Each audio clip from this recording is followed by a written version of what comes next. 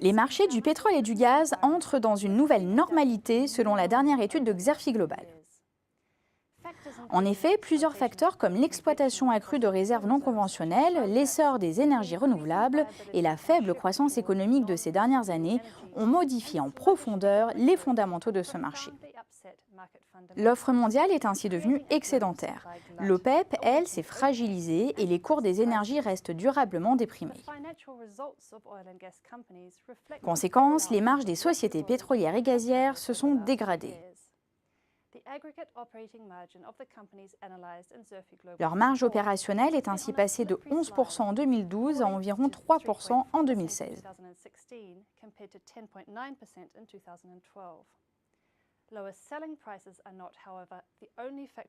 La chute des prix n'est pas seule en cause. Il faut y voir également l'impact de la baisse des ventes et celle de la hausse des dépenses d'investissement.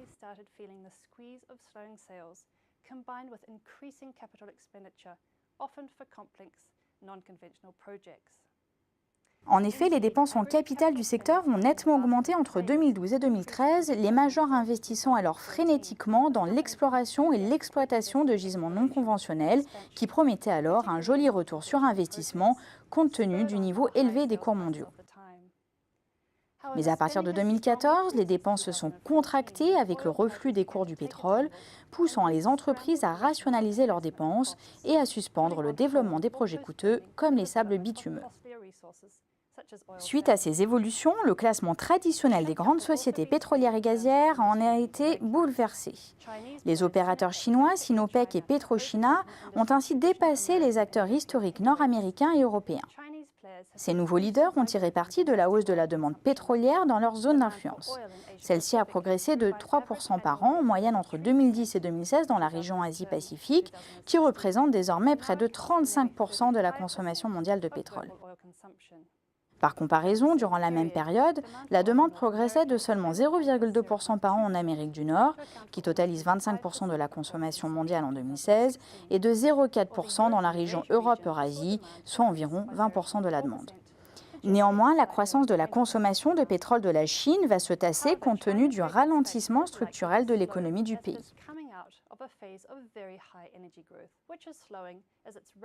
Dans cet environnement incertain et en mutation rapide, les sociétés pétrolières et gazières souhaitent rester agiles et flexibles.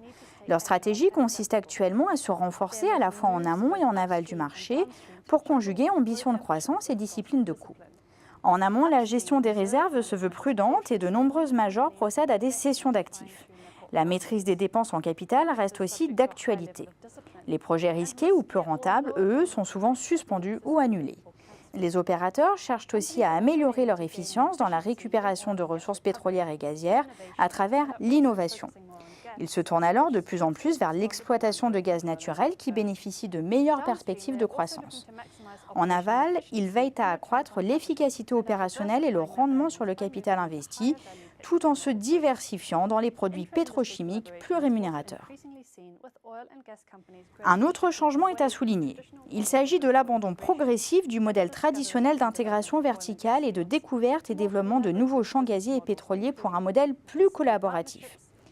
Un modèle fait de partenariats et projets communs pour renforcer l'efficacité opérationnelle, partager les savoir-faire tout en réduisant les coûts et les risques.